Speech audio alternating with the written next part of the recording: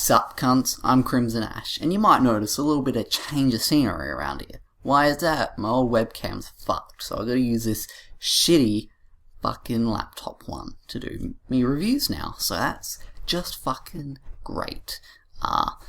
So yeah, I changed the setup, you know, personalised it. I think it looks a bit more professional, in my opinion. So anyway, on to the review. Today I am reviewing Fallout 4, the hit new Bethesda game. And I want to start off just talking about Fallout for a bit, because I love Fallout. Don't get me started about Fallout, but I will get started about Fallout. That's what I just said I will do. The first Fallout, Fallout 3, is one of the greatest video games of all time.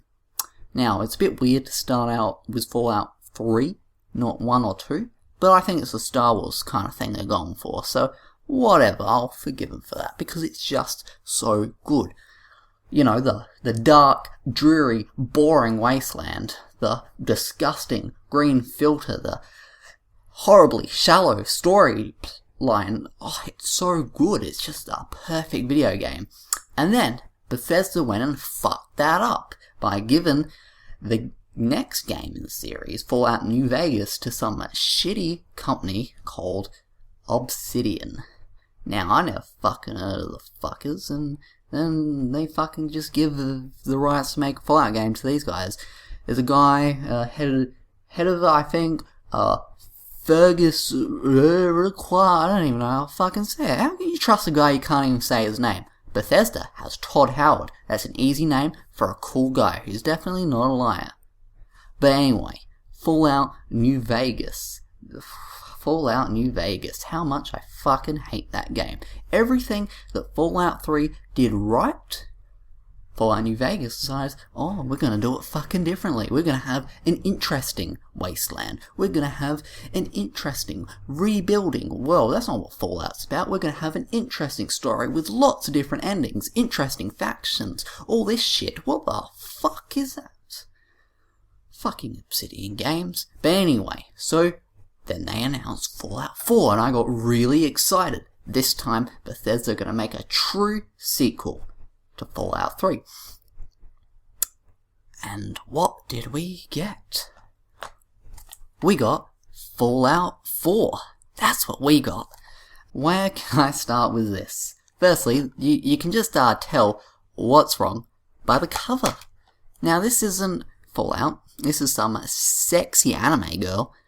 And don't get me wrong, I'm a fan of sexy anime girls, but that's not what Fallout's about. That's not what Fallout's about. Fallout's about a dark, dreary wasteland that's disgusting and boring. That's what Fallout's about, not this. So, it looks like Bethesda gave this game to a company called NIS America. I don't know who they are, but maybe they're better than Obsidian, maybe not. So I decided to chuck the game in, give it a try regardless of this, and it's an experience. So firstly, starting out in this game, there's nothing post-apocalyptic at all. You're some fucking nerd, otaku shithead in Akihabara, the nerd capital of Japan or some shit, and you gotta rip people's clothes off. Yeah, you heard me right. The point of this game is to rip people's clothes off because they're fucking vampires or something, and it exposes them to the fucking sun. Now, that's a fucking weird Fallout plot device shit. What the fuck was Bethesda thinking given it to NIS America? And Acquire. Apparently there's a choir or something, that's why I never heard of them. So let's talk about this game, because let's just pretend for a moment it's not a Fallout game, and let's talk about what it is. Let's talk about the good, the bad, the ugly. Firstly, you know, it's bright, and it's colourful, and it looks like fun. Not Fallout, but, you know, just as a standalone thing, it's, you know, quite nice to look at. Quite anime. I'm a fan of some kawaii and sugoi anime. So, you know, I thought I'd, you know, still give it a shot. The combat. The combat is the driving point of this game, you know. It's the main part of it, aside from the the story. The story's fucking shit, if you can't tell. It's just fucking ripping people's clothes off, an evil plot to destroy the world or some shit with all the fucking nerds. It's not interesting. And there's some visual novel dating sim elements to it. Those are alright, you know, there's a different route for every girl, all that fun stuff, you know, whatever. But the combat, that's the main meat of this game.